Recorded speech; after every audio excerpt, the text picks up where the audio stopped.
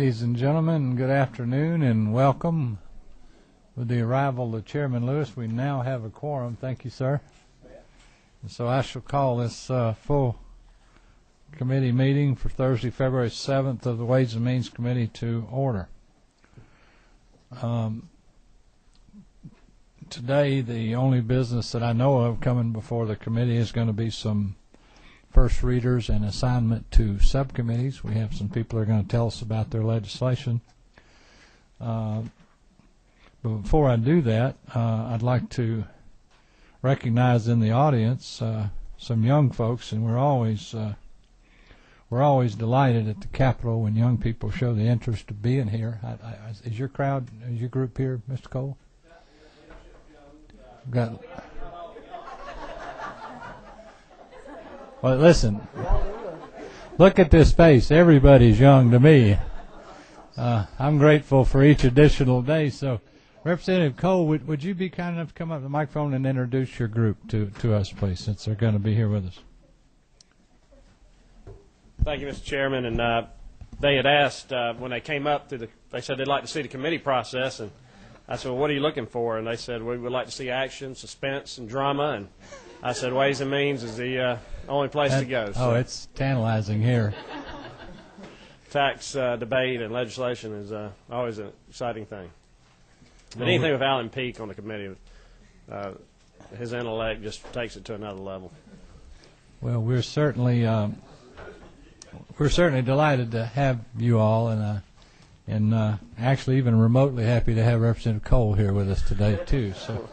Since you're up anyway, and the truth is he's one of the best we have, and we're grateful that your area sends him to us. The governor's floor leader has some legislation on our calendar. Since you're already there, if you are ready, I don't want to embarrass you if you are. I am. I know you're working sick. I think he's about to keel over with the flu, so I'd like to call on you to let us know about House Resolution 1120, if you would, Representative Cole. Thank you, Mr. Chairman and members of the committee. House Resolution 1120 is Governor Perdue's legislation introduced to put a constitutional amendment on the ballot that would eliminate the quarter mil property tax, quarter mil ad valorem that we levy against property here in the state of Georgia. Currently, the state tax on a quarter mil point to the local ad valorem taxes on properties such as homes, land, automobiles, and personal property. This legislation would eliminate the state portion of the property tax collections. And because property values have continued to rise, the state collections on that quarter mil have risen as well. In the first year of implementation, Georgia taxpayers will save an estimated $94 million in state property taxes, and that number will continue to grow if it is not eliminated. And to back up and let me tell you a little bit about where the quarter mil was instituted years ago. It was instituted as to provide a means of funding the staff to levy property tax on utilities. And as we have seen the state of Georgia grow, this amount of tax that we collect has also grown as well. Governor Perdue would like to give that back. As he phrases, it's manageable and meaningful, and I would greatly open it up for questions to anybody of the committee. We appreciate that presentation. Does any members of the committee have inquiry for Representative Cole? Number 28, who's that, please? Chair recognizes Chairman Scott. Thank you, Mr. Chairman, and Representative Cole.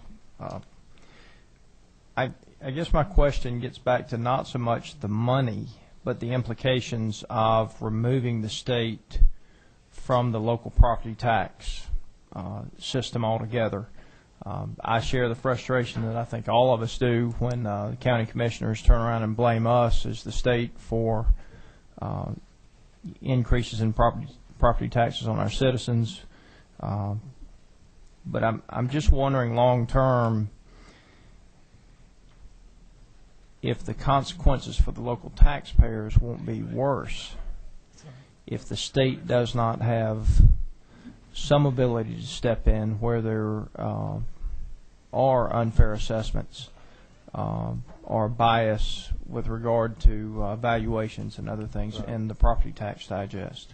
In conjunction with this constitutional amendment eliminating the quarter mil, we are also, through rules and regulations with the Department of Revenue, eliminating the part saying that there's no mandate from the state anymore that you reassess every 3 years. However, we do have several members of the Department of Revenue here that can attest to this if I can't clarify it. From what I understand, that we will still maintain in that language that counties must maintain a very accessible digest that is in concord with a proper evaluation from year to year. So we're not stepping out of that process and saying that there'll still be rules and regulations in there, but the mandate that we say you have to do it every 3 years will be eliminated through rules and regulations. The constitutional amendment really just approaches the quarter mill tax. The teeth of the legislation will still be maintained in rules and regulations in Department of Revenue. If I may further, is the 3 years right now by rule or is it by statute? If I could defer to Department of Revenue, or any member on the chair that could help me answer that. I thought I heard the commissioner when he was testifying in front of appropriations say it was neither. That it was just it was the normal practice as adopted at the local level is what I think I heard him say. I don't know for sure. Does anybody know? 29, is that somebody that knows? For sure? Mr. Maine? Okay. Well, okay, so when they tell our constituents that the state mandates that they do the reassessments every 3 years, that's absolutely not true. Then. If currently that is we hear that a lot of it. You know, why are we reassessing? Well, the state's making us. They'll penalize us through the rules and regulations if we don't keep our digest in line. That will be eliminated. However, inside that legislation, inside the rules and regulations, I still believe it maintains that they must maintain a properly accessible digest. However, they will not be able to say, listen, the state is making us do this every 3 years no matter what. But however, it does maintain that they still assess and keep a properly managed digest. Okay. Let me remind everybody of the committee on first reading day, and I certainly welcome your questions, and we want to recognize you for that purpose generally. But any of the presenters have not had the ability to have testimony here with them. They don't have their support cast yet. They've been asked just to summarize their legislation to the committee. And the purpose of this is, since we are such a large committee, I think we have 30-some-odd members, and now 5 subcommittees, I just wanted to make sure that the committee had an opportunity to be aware of all the legislation that was in the breast of the committee. There will be plenty of opportunity for open and transparent debate of all of these issues in the future. But with that being said, I still welcome your questions, especially from the general perspective, so that we can leave here with an understanding of what we do have in the committee and the bills that we want to make sure and follow if they're not in subcommittees that we sit on. As elected people, we all have choices to make every day. We all have 10 places to be at one time, all day, every day. And this is just hopefully an opportunity to where we can help you prioritize your day. So with that being said, any other questions? And I don't mean to chill the questions. Honestly, I don't. Representative Cole, thank you for that presentation. We will assign, especially after you now popped off to Alan Peak, you're going to find he will be the chairman of the subcommittee that your bill is assigned to. Either he or Chairman Mills will arrange a hearing for you at your convenience, hopefully in the near future, so that we can begin to move this very important legislation through the process. Thank you, sir. For your time. Okay. Is Representative Day with us?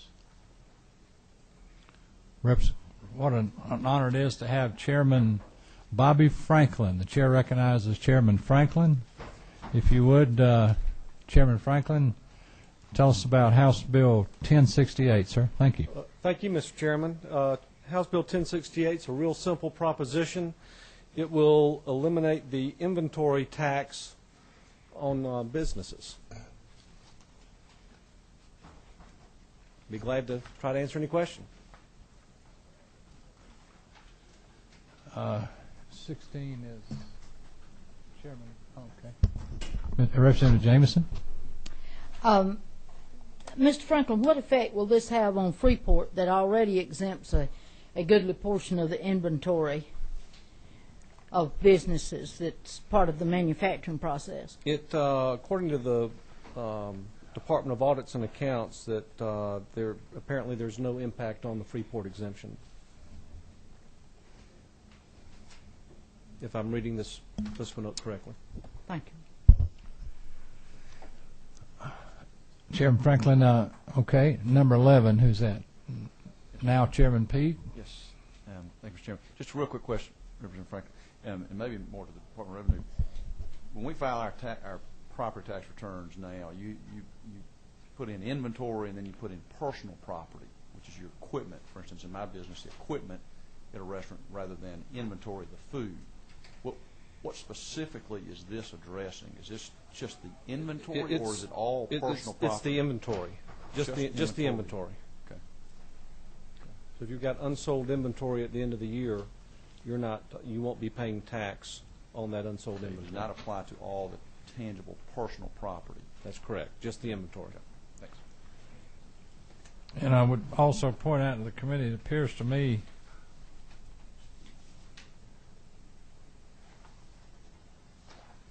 that this is in the form of a constitutional amendment? No, sir. But being that it's a change in the tax, it does go on the ballot. Statewide referendum. Yes, sir. Ballot question. So Yes, sir. So the you're not people get to actually decide. okay. So it'll be up to the voters to decide if they want. Up to the voters to decide. We're just letting the people of the state of Georgia vote. Okay, I would also want to caution you, sir. I noticed from the fiscal note that the estimated effect is $254 million if this were to be successful, this initiative, and be prepared to let the committee know what spending you're going to recommend being cut from our balanced budget to I'll be happy to. That'll be a question I'm sure you're going to get. Okay. Any other questions for Chairman Franklin? We thank you, sir, for bringing this, and we look. Oh, and we're going to assign it to our ad valorem tax subcommittee. That'd be Chairman Royal, Great. or Chairman Chuck Sims. Either of those gentlemen will be happy to arrange a hearing for you. Thank you, Mr. Chairman, members of the committee. Thank you. All right, I'm trying to see who else is here. Okay. Who? He's finished. Representative Gordon? Yes, sir. Chair recognizes you to tell us a little bit about House Resolution 1169, sir. Thank you, Mr. Chairman. Members of the committee, I think that this is a simple bill that will help make Georgia a more attractive state. Not that it isn't the beautiful piece of land and water that we all know it to be. Many of us in our districts have problems with blight in our communities, and sometimes it's kind of hard to revitalize those areas. And been working with the city manager of Savannah as well as the mayor on a piece of legislation that hopefully would kind of put us in the right direction to address those problems. And what we've kind of come up with was actually taking a page off of something that was done in Atlanta and done effectively in the Cabbagetown area, which is to give cities or give areas an opportunity as an initiative to have people move in, whether they're individuals that are homeowners or developers, and relax the property tax on that area for a certain amount of time. This is kind of, I guess, a brother-sister kind of bill. It sets the precedence, and hopefully, if it passes, then the brother bill would address actually how we define the word blight and what it is. But it's a bipartisan piece of legislation, and hopefully, it'll get favorable consideration from the committee. All right. Any questions? Notice you're a signer on this bill, Chairman Stevens. Any questions? Anybody? Thank you for that presentation, Thank you, Mr. Representative Chairman. Gordon. We look forward to hearing more from you. Yes, sir.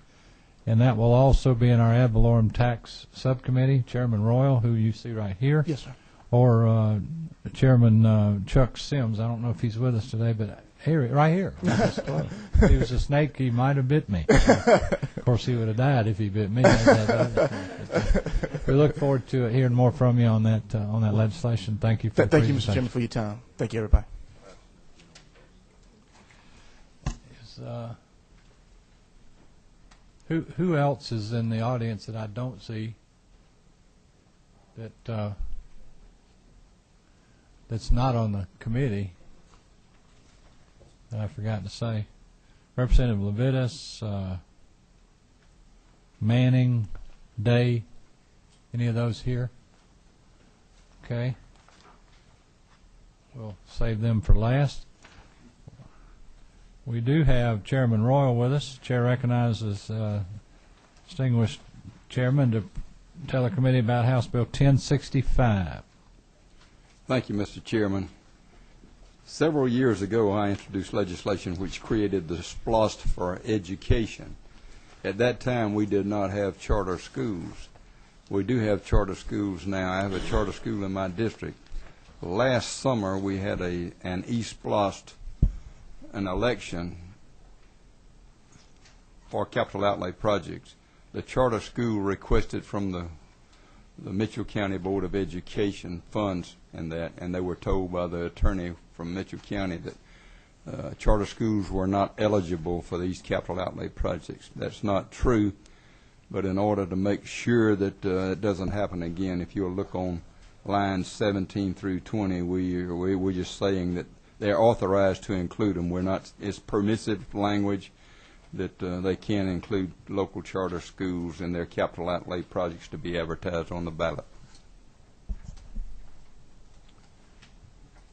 Sure sounds like a good idea to me. Any questions for Chairman Royal on this legislation? Anyone? Okay.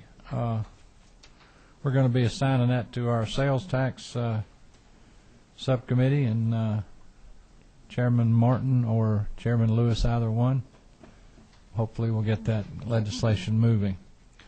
All right. The chair recognizes the Chairman of Economic Development, Representative Ron Stevens. Tell us a little bit about House Bill 1100, please, Mr. Chairman. Thank you, Mr. Chairman. This is some of you may remember we passed an income tax incentive last year for the production of TV and movies in the state of Georgia. As you might not know, we currently aren't even in the ball game. Some of our surrounding states, specifically Louisiana, is quite honestly just eating our lunch at the tax cuts and the income tax rates that they're giving to income for TV producers and movie producers to make these things in the state of Louisiana. The crux of the bill, Mr. Chairman, is on page 3, line 33. Currently, we give a 9% tax break to those companies who, as an incentive to make their movies in the state of Georgia. Again, last year, if you'll remember House Bill 451, we went in with a tiered method to try to get us close back into the movie-making business to effectively compete with some of these other states. That bill was vetoed because there was that was the tourism destination bill that had attached to it this film bill. This is a much stronger bill, and it at least gets us into the ball game of where some of our surrounding states are. Currently, Louisiana does about 35% income tax rebate. This bill uses a flat 20% rebate up front, on the top rather, and then innovatively it says if they use a tagline for Georgia, made in Georgia, on this movie, that they will get an additional 10%. So this places us really close and in the ball game with our surrounding states, and we will again be, I believe, a leader in movie production in the state of Georgia. Thank you, Chairman Stevens. I personally am very excited about the prospects of this legislation, and having seen some of the affect of the first initiative in that regard, I'm still amazed at what I call the residual value of these film efforts that happen in this state, whether they be movies, full-length movies, or TV shows, or whatever. I mean, I still don't understand why people will pay money to go look at a park bench in your wonderful town of Savannah, just because that's a great place to see where life is a box of chocolates, And I mean, but I mean, it really is an amazing phenomena, and we had a few movies made. Other states saw what we were doing.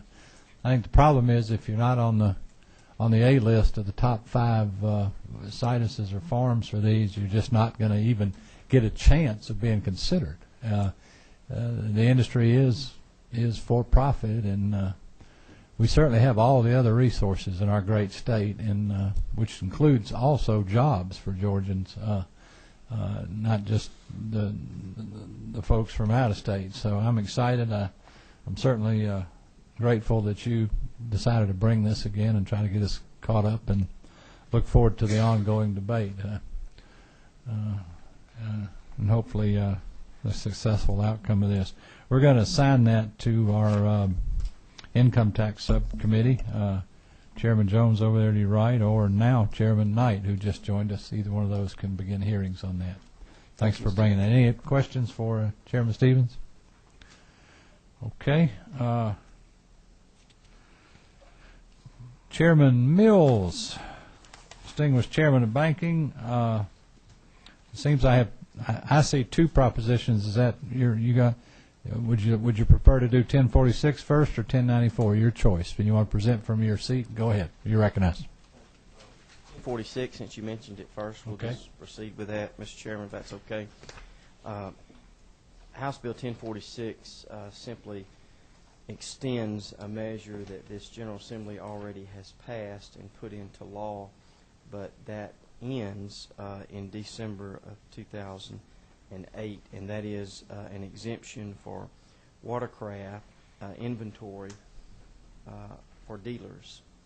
That was passed by this body a couple years ago, and we sunsetted that. That ends at the end of this year, and in my district, we have been dramatically affected by the largest drought in the history of the state of Georgia, which has also caused a lot of our watercraft dealers to suffer hardships because of sales. People don't want to buy boats to go out on something that used to be a lake and is now a river, and they're very concerned about getting the watercraft out due to the shallowness of the lake. But the proposal just extends. All it does, it changes the date. Everything on here is current law. It just changes it for 2 more years out on line 22 and 23. That's all it does. Be glad to answer any questions. Any questions for Chairman Mills? I don't see any. We're going to assign that to our ad valorem tax subcommittee, and if you would, please, sir, proceed with House Bill 1094. Mr. Chairman, House Bill 1094, as you see it now in its current draft in your folders, just to let you know, I think it's about a 19-page bill, and we had to, because the legislative clock was ticking, we had to go ahead and get something in the hopper. This was not exactly the end result that I wanted to drop. I've now reduced that to about a 6-page substitute, so I really hope that the committee would just indulge in delaying the questions until the subcommittee. But the gist of it is this. Last year we passed a clarifying definition of the hotel-motel tax. That's what this subject matter deals with. It was vetoed in the end. This does have a little bit of change to it, but we think we've got all parties that are involved agreed. So that's what this bill does, House Bill 1094 in a nutshell. No doubt a laudable initiative. And I hope that it does become a clarification, because I think that's probably as ambiguous a part of our code as we have in the entire laws of this state, and I certainly laud the gentleman for your efforts and hard work in trying to help us along that line. And also, in your honor, no one has a question just yet, but I'm certain we will at the subcommittee level, and I look forward to those debates, and we're going to put that in our Public Finance and Policy Subcommittee, which that's Chairman Parsons and Chairman who's the other one? Scott. There you go, Chairman Scott. Right.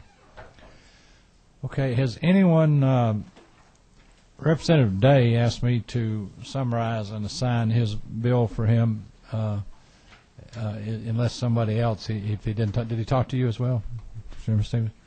It's House Bill 1049. You all have it in your packets. This is legislation out of concern brought to us by Representative Day, Representative Stevens, and in a bipartisan manner, Representative Hughley, that has to do with the homestead exemption for our disabled veterans out there and unmarried surviving spouses of our disabled veterans. We're going to be assigning that to Chairman Royal at the ad valorem tax subcommittee, or Chairman Sims. So we'll do that one. Is anyone here been asked by Representative Martin to present either of his? You have, or you're willing to?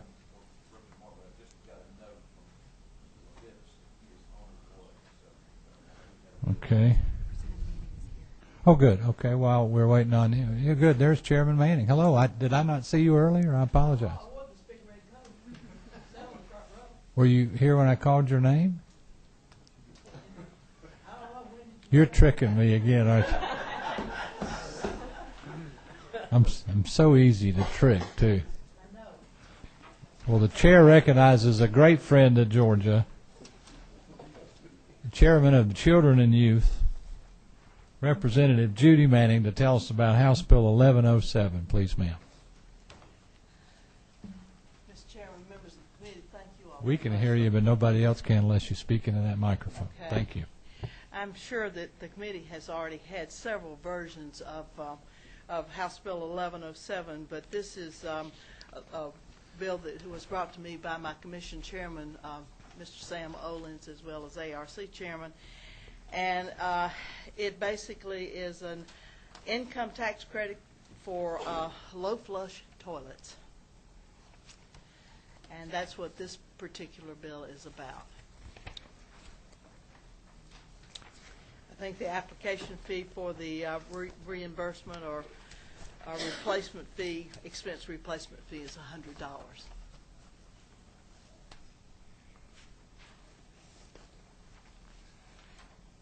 $100. As I understand it, the building code changed in, I think, 1992 that related to low flush or low water use toilets. But there still are a lot of inefficient toilets out there that's involved in construction prior to. Was it 1992? Is that your understanding? So. Yeah, I was young. I'm sorry. I didn't think you were born yet at that time. I was born, but young. I'm certainly glad that we're putting some skin in the game at the government level, and I think this is will be a great piece to the water preservation concerns that we have in the state, especially given the drought. Who's number 9? Representative Teague, you recognize? Thank you, Mr. Chair. Madam Chair, I just want to know, how did you get the free toilets in Cobb County? I'd like to do that in Fulton County. All those free toilets that they receive for the government up there to replace the old ones? Well, we have a real need for this in Cobb County. I'm just below you. I do too. Especially the government buildings. That's all right. I just wanted to know. Well, our commission chairman is very proactive on this issue. Thank you, ma'am. So you people in Cobb County get free toilets? Is that what I heard? Well, they're a little bit discounted. Okay. 29. Who's that? Representative Jones. Chairman Jones. Thank you, Mr. Chairman. Madam Chairman, I was just curious if your county commission chairman had considered offering a property tax reduction, making it a local type legislation if they chose to offer that to folks who replace the toilets.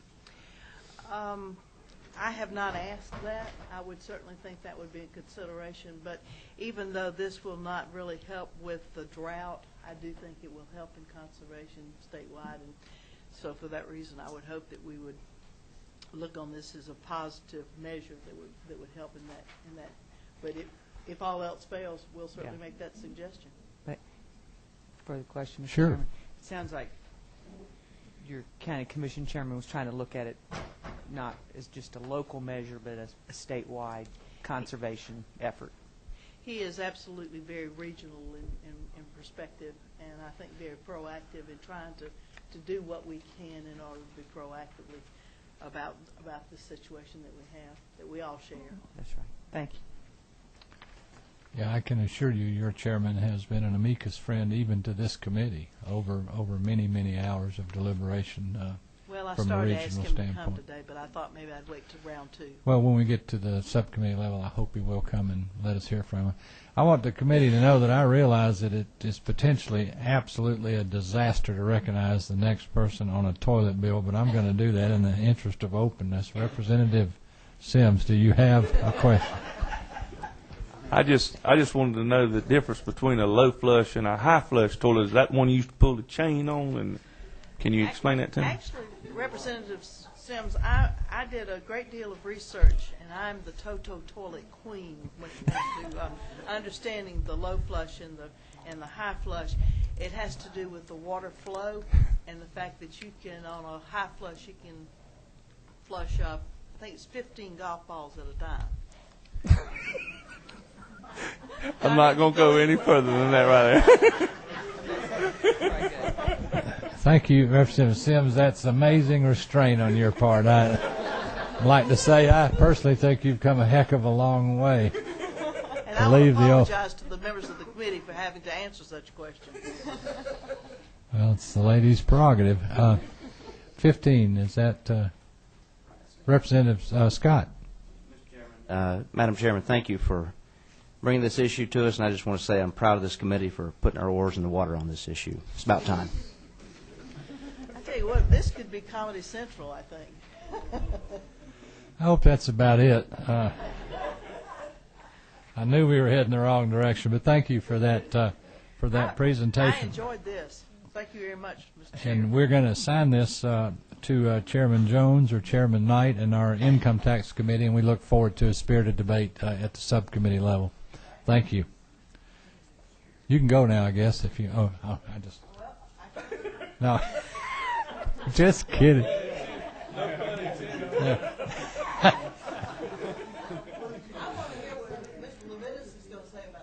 I only said that because she was so worried about coming here today. I wanted to make sure she felt comfortable. I hope your experience in Ways and Means was that. Now, this committee recognized somebody's been before us before. Representative Levitas, could you tell us about House Resolution 1170, please, sir? You can. Thank you, Mr. Chairman. I'm hoping you plan to treat me the same way, even though it's my second time before you. Mr. Chair, members of the committee, I come before you with House Resolution 1170.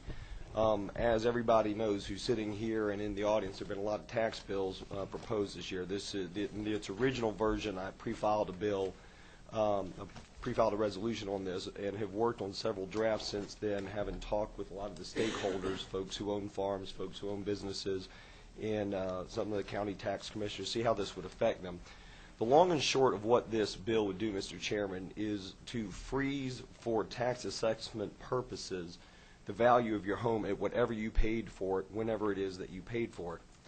You would not realize, except subject to certain fraud prevention provisions in the bill, you would not realize any increase at all when you sell the home. The new owner would take over at the purchase price, and that then the tax exemption would apply to that person going forward. One of the problems I found in this original version of the bill and a lot of the other tax bills that are floating out there are that it only protected homesteads. And the problem with that is once you protect a homestead, all you're doing is shifting the burden over to non-homestead property, whether that's a secondary home or a business or a farm. So this bill also freezes valuations for non-homestead property at the 2002 assessment, and again, it will not increase until the non-homestead property is sold. There are a couple of other things worth noting. This is in response to some of the legislators who are from areas where there are a lot of farms. There was some concern expressed about whether this would replace current exemptions that they already have. And if you will look on page 5 at subparagraph I1 and 2, it specifies in the bill that this is in addition to, not instead of, any existing exemptions, and it specifies in paragraph 1C that reference to paragraph 3, section 1 of the article is to the CUVAs, to those conservation use exemptions that people already have. Some other notable provisions of the bill is that it eliminates what I think is a very unfair, arcane, and outdated system that is slanted against the taxpayer. What we have in DeKalb County and other counties throughout Georgia, not everyone, but many of them, is instead of being honest with taxpayers, instead of being transparent about the process and going to the taxpayers knowing that you're going to have to stand for election and saying, I'm going to increase your taxes, they show up at your house or they show up at my house, and suddenly my house is worth 15 or 20% more than it was last year, even though no one stepped foot inside it. They know that the rest of DeKalb County is not coming to the rescue of Kevin Levitas, no matter how much they might like me. And so they're going to get away with that tax increase. And they're going to do that 700,000 times, and they're going to do a backdoor tax increase that way. And there is another consequence for folks on fixed incomes who happen to be in neighborhoods where there is new development, where the property values are shooting up, and all they've done is spend 30 or 40 years in the same home being good citizens of their community, paying taxes, purchasing from local businesses, and all of a sudden, even though they have no intention of moving, they have an increased tax burden. Their house isn't any different. In fact, in a lot of cases, all of a sudden they've got runoff they didn't have before, shadows they didn't have before. So this bill rewards those folks. It encourages long-term citizenship within communities. It encourages folks who don't want to leave to be able to stay in their homes and puts the burden appropriately. I have no problems with anybody who can build a $3 or $4 or $5 million house, but they should be taxed on the value of that, and it should not be required that their neighbors are subsidizing them. What section D, or subparagraph D of the bill does is takes away the old form of the process for appealing your tax bill. It used to be that you would appeal the tax commissioner, who of course would deny you. You would appeal to the Board of Equalization, who would of course deny you. And then all you were left with at that point is filing a case in Superior Court. And what this would do is remove that provision. It would only allow an assessment to occur in certain cases, such as if there was a transaction where I sold it to Chairman O'Neill a house for $1 and he sells it back to me for $2. Clearly that's not fair for me to have a $2 value. What it says is under those circumstances and a few others, the county can seek an assessment, it can seek a revaluation, evaluation of the property. However, the taxpayer can also, if he or she disagrees with that valuation, seek their own valuation. If it is no more than 20%, taxpayer wins.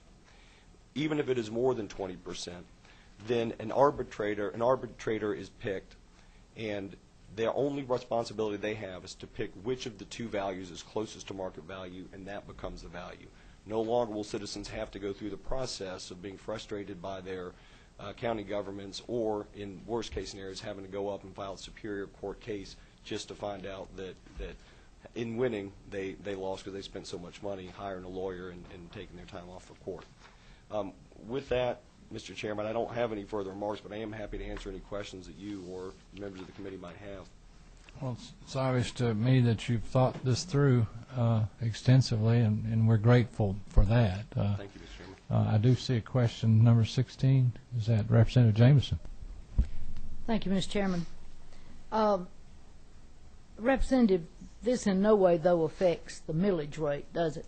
No, in just fact, the assessed value? Right, and I guess I thank you for that question, Representative Jameson. That's one of the other things that this is different than others. There are certain bills out there that have what they call circuit breakers or have caps on the amount that can be raised. If a county wants to raise taxes, if it feels it's necessary, I think that's a decision for the people at the county level and the people in their elected officials to make.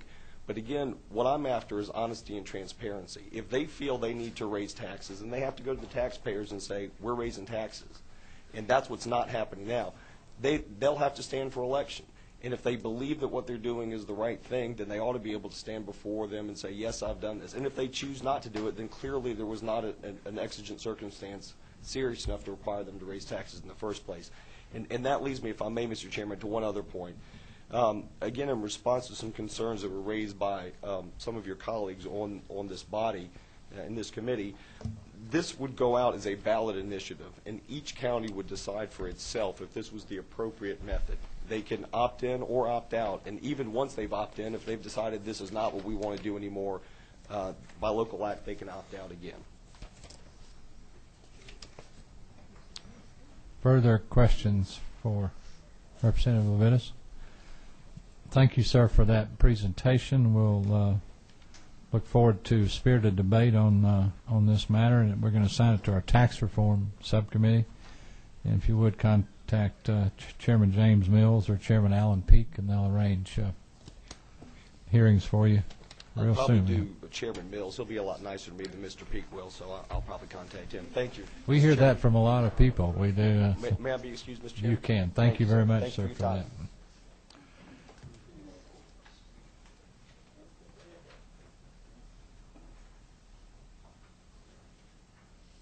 Is anybody here prepared to present for Representative Martin? We have a couple of his. Did he mention any of that to you, Representative Jones?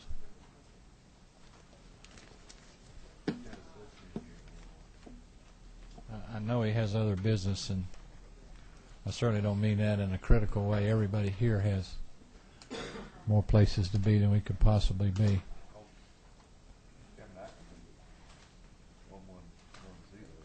Would you please do that one?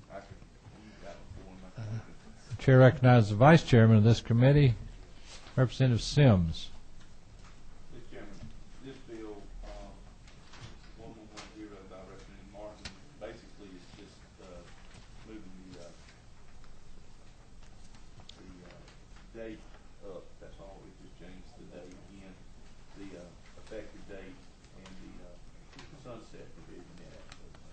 That's the word you were looking for. It extends the sunset we already had, right? Sunset, Okay. or sunrise or something. And it has to do with sales tax on eligible food and beverages to qualified food banks. Okay. We're grateful to you for that exciting presentation. And we'll go ahead and assign that one to our sales tax subcommittee. And Chairman Jones, could you help us, please? Oh, is there a question for Chairman Sims? On line 9 from July the 1st, 2006, does this make this a retroactive bill? Line 9? No, it doesn't. It changes the sunset. Sunrise is the first year and it sets in the second year. The other way of saying that is he doesn't know. 18, who's that? Chairman Lewis?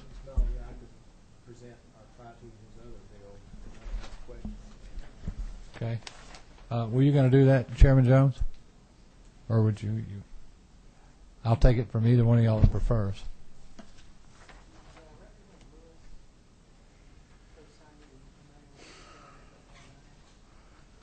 Is that right?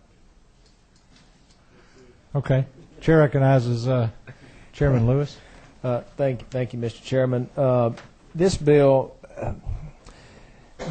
there's a problem in the limousine industry about keeping up with the legitimate carriers and those who are operating under the radar or illegitimately, if you will. And over the years, it's been a hassle for the Public Service Commission, believe it or not, to keep up with who all's out there and operating legitimately, as well as any other department. And this, of course, it specifically mentions DOR. And this is a way or an attempt to possibly keep up with the collection of fees or taxes that are currently levied on this service now. Not an increase, but keep up with the current rate. But at the same time, put notification out there of who's operating legitimately and who's not by purchase of a sticker that this would be. And on down in the bill, it classifies different classes of vehicles, Class 1, Class 2 carriers, and sets an annual fee that's appropriate for each class in lieu of collecting a sales tax every time they're rented out for service. It just kind of, as I understand, streamlines the process, makes it more convenient, makes it easier to keep up with, and it shouldn't have any effect on revenue at all. That's my understanding. Okay. Thank you, Chairman Lewis. Any questions, Chairman Lewis? It'd be very unfair if we had any, but thank you for that explanation, and we'll let Representative Martin know we assign that to our Public Finance Subcommittee, Chairman Scott or Chairman Parsons. We'll let him know that. I want to remind the committee, too, I believe, correct me if I'm wrong, we just completed the 13th legislative day. Is that right? Is that today? Anybody know for sure? I want to remind this committee, especially of our 20-day rule. We're going to be very, very busy early because tax legislation has to come to us within the first 20 days, where everything else can go the whole 40-day session, subject, obviously, to the cutoff between the House and the Senate. So I thank you all very much for your service, your attendance today. Does anyone have any further business to bring before this committee before we adjourn? Seeing none, we stand adjourned. Thank you. James.